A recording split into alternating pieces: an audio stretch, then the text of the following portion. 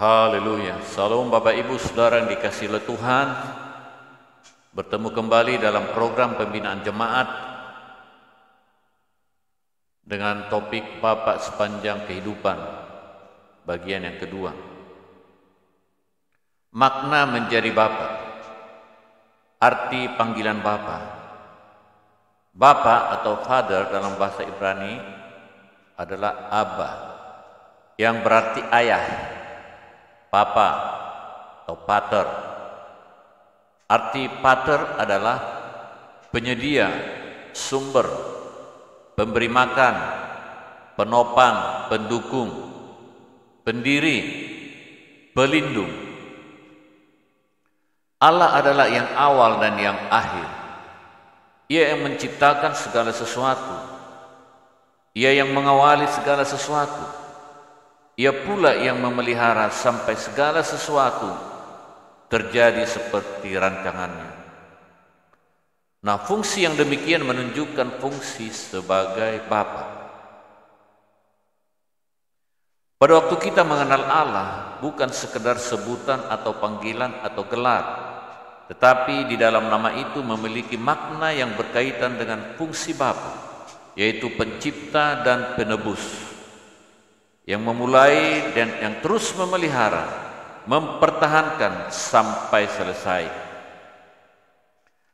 Allah sebagai pencipta menciptakan dunia dan segala isinya untuk tujuan yang sangat mulia bagi manusia. Ketika manusia jatuh ke dalam dosa, maka Allah tetap mengasihi manusia dan berusaha agar tujuannya yang mulia tetap mencapai atas diri manusia sampai kesudahan zaman. Membahas fungsi seorang laki-laki sebagai bapa tak berarti meneguhkan sistem paternalistik dalam kehidupan keluarga. Membahas prioritas, pesan dan fungsi laki-laki sebagai bapa adalah menyadarkan setiap laki-laki agar kehidupan seorang laki-laki dalam keluarga dan masyarakat benar berperan sebagai bapa, membangun dan menghidupkan visi yang diberikan kepada setiap laki-laki oleh Allah yang pada waktu menciptakannya sebagai bapa. Tanpa kecuali seorang laki-laki menikah ataupun tidak menikah memiliki visi dan identitas sebagai bapa sejati. Bukan sekedar menjadi laki-laki.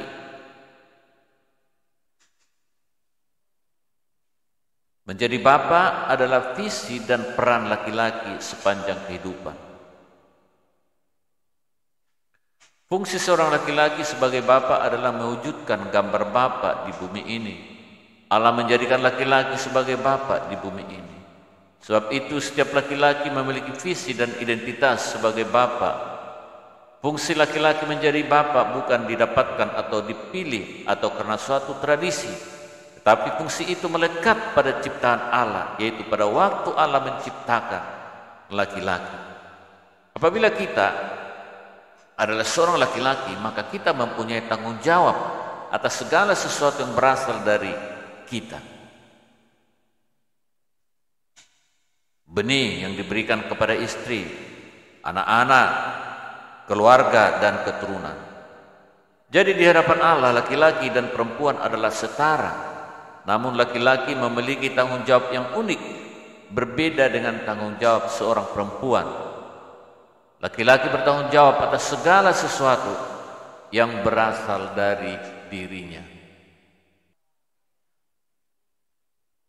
Prinsip laki-laki berfungsi sebagai bapa adalah sebagai berikut.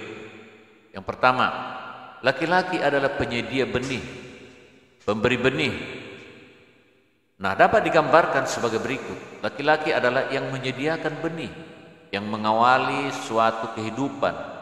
Dan perempuan adalah inkubatornya, yang mengerami, yang menumbuhkan agar benih tersebut hidup dan berkembang. Yang kedua, laki-laki adalah pemberi pupuk. Benih yang sudah ditabur tidak dibiarkan begitu saja. Setelah ditanam, bila tanpa dipupuk tidak bertumbuh subur dan tidak berbuah lebat.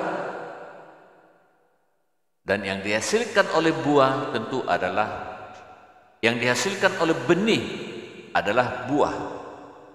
Laki-laki bertanggung jawab untuk memberikan pupuk terhadap benih dan tanaman tersebut agar berbuah. Selanjutnya dari buah dihasilkan benih-benih yang baru. Yang ketiga, laki-laki melindungi buah-buah yang dihasilkan. Allah merancang laki-laki untuk selalu melindungi buah-buah agar menjadi lebat dan matang. Jadi, laki-laki yang merusak tanaman bukanlah laki-laki yang berfungsi sebagai bapa. Artinya laki-laki tidak melakukan segala sesuatu yang berakibat merusak tanaman dan buah yang akan dihasilkan. Tidak melakukan kekerasan dalam keluarga. Tidak memaki, tidak memukul, mengutuk terhadap istri dan anak-anak. Intinya, jangan melakukan KDRT di dalam keluarga. Keempat, laki-laki menentukan kualitas buah yang dihasilkan. Sebagai laki-laki harus hati-hati memilih tanah yang akan ditanami. Apabila benihnya bagus tetapi tanahnya tidak cocok, maka benih yang ditanam tidak akan menghasilkan buah yang bagus. Yang kelima, laki-laki memelihara apa yang dihasilkannya. Laki-laki bertanggung jawab untuk kelangsungan hidup dan perkembangan benih yang sudah ditanam. Juga bertanggung jawab keamanannya. Yang keenam, laki-laki mengembangkan benih yang sudah ditanam dan buah yang dihasilkan. Setiap benih yang ditanam harus dapat menghasilkan buah yang baik. Sebab itu laki-laki bertanggung jawab mendidik setiap anak, memberikan pengalaman dan pendidikan yang terbaik bagi anak-anaknya. Maka seorang bapa yang sejati adalah fungsi sebagai sumber dan selanjutnya menjalankan fungsi untuk memelihara, menopang, menjaga, melindungi, memberi identitas, memimpin, mendidik, mengajar dan menjadi teladan dari segala sesuatu yang berasal dari dirinya, yaitu keluarga dan keturunannya. Panggilan untuk menjadi bapa. Laki-laki sebagai pondasi dan jangkar. Ada 4 kebenaran penting yang terdapat dalam diri seorang laki-laki. Kebenaran tersebut antara lain: 1. Laki-laki diciptakan sebagai sumber dan penopang. Bukan hanya untuk keluarga, tetapi juga untuk komunitas dan bangsanya. Kedua, laki-laki bertanggung jawab terhadap segala sesuatu yang ada. Ketiga, peran laki-laki sebagai bapa yang sejati adalah untuk membangun dan menopang keluarga untuk memenuhi visi kehidupannya.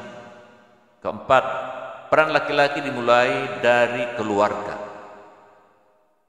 yaitu sebagai suami, ayah, dan imam.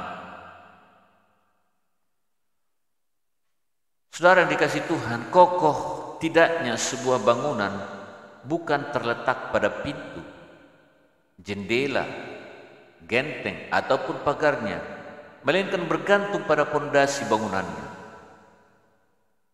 Itu sebabnya konsekuensi sebuah pondasi adalah yang pertama, bila pondasi retak, maka bangunan di atasnya beserta interiornya akan rusak. Yang kedua, fungsi pondasi itu tidak terlihat. Bangunan di atasnya dengan segala keindahannya dapat kita lihat, tetapi pondasi tak terlihat. Nah, demikian juga halnya dengan laki-laki sejati tidak pernah mengiklankan peran serta fungsinya. Oleh karena itu, seorang suami atau laki-laki menjadi seorang householder, yang berarti orang yang memegang rumah tangga supaya utuh. Jika seorang laki-laki menjadi pondasi yang tidak kokoh, maka tentunya bangunan atau keluarga yang dipimpinnya juga akan mudah roboh. Laki-laki selain menjadi pondasi juga berfungsi sebagai sebuah jangkar bagi keluarganya yang melindungi sepanjang perjalanan kehidupan keluarganya untuk sampai mencapai tujuan. Arti jangkar adalah penunjang yaitu penunjang utama dan terpercaya, menjadikan sesuatu tidak goyah, sesuatu yang memberikan kondisi stabil dan aman di tengah dunia yang tidak stabil dan tidak aman. Kita membutuhkan keadaan keluarga yang stabil dan aman tentunya. Fungsi jangkar sendiri adalah untuk membuat sesuatu menjadi aman dan memberi perhentian. Lego jangkar artinya menghentikan, menempatkan, berlabuh, beristirahat. Demikian juga dengan laki-laki berfungsi menghentikan keluarga dari goncangan, keributan, konflik, masalah dan pergumulan yang terjadi dalam keluarga. Menjadi tanggung jawab laki-laki. Laki-laki memberi perhentian, rasa aman dan tenang. Sebuah jangkar diuji saat ada badai dan ujian tersebut dibuat untuk menjadikan kuat. Jangkar dibuat untuk keselamatan kapal dan dari terombang-ambing oleh gelombang dan supaya kapal bisa berlabuh di tujuan. Bila jangkar sebuah keluarga gagal, maka malapetaka akan terjadi. Jangkar itu harus teruji kekuatannya, dan untuk menguji kekuatannya adalah pada saat jangkar itu diturunkan ke laut. Apakah jangkar tersebut kuat atau kokoh menahan beban berat dari kapal tersebut?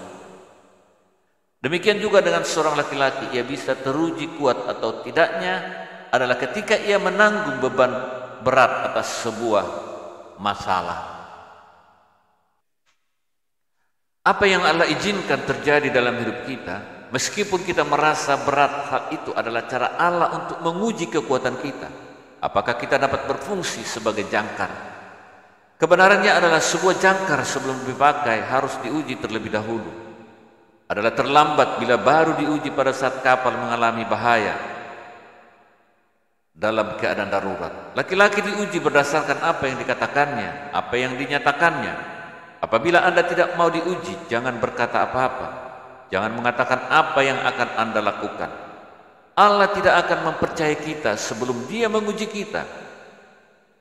Ujian berbeda dengan godaan.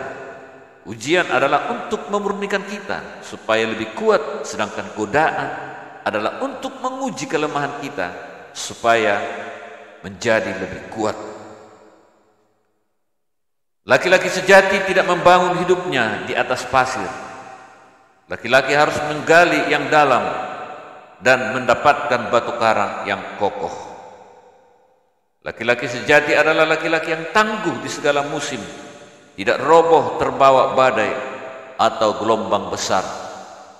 Laki-laki sebagai sumber dan progenitor akan berfungsi maksimal bila dia menjadi pondasi yang teruji, yang membuat hidupnya kokoh, tidak goyah, dan penuh hikmat.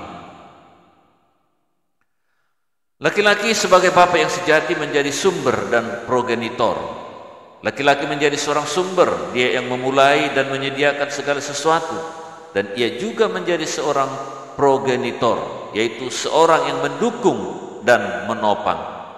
Allah adalah awal dari segalanya. Allah adalah sumber dan progenitor yang sempurna. Boleh dibaca Yohanes 1 ayat 3, juga Keluaran 20 ayat yang kelima. Seluruh ciptaan Allah ditujukan bagi kelangsungan hidup manusia, makhluk ciptaannya yang paling sempurna. Allah memberikan suatu penghargaan dan kepercayaan yang penuh pada laki-laki ciptaannya dengan memerintahkan Adam untuk mengelola ciptaan Allah, yaitu Taman Eden, dengan segala kekayaan atau sumber daya yang ada di dalamnya, dan memberikan nama kepada segala ternak, binatang hutan, dan burung-burung di udara ciptaan Allah.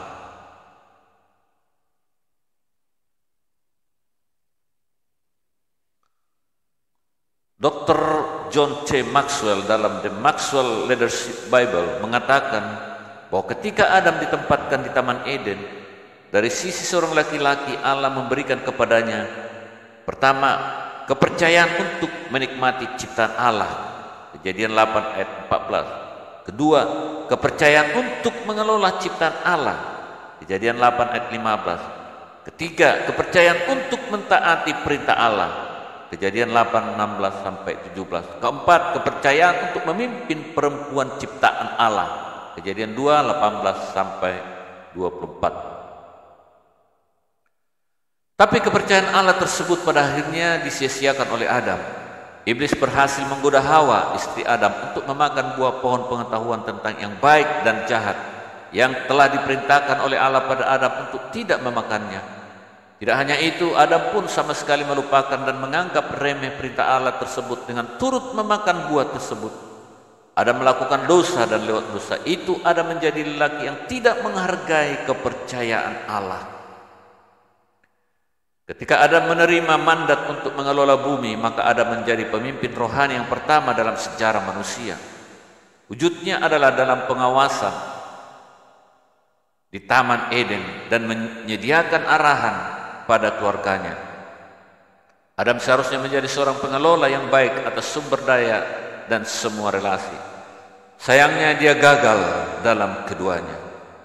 Sewaktu Hawa memetik dan membawa buah terlarang pada Adam, dia gagal mengatur ciptaan Allah dengan menerima dan memakan buah tersebut. Adam juga gagal mengatur istrinya dengan tidak langsung menegur dan melarang kepada Hawa.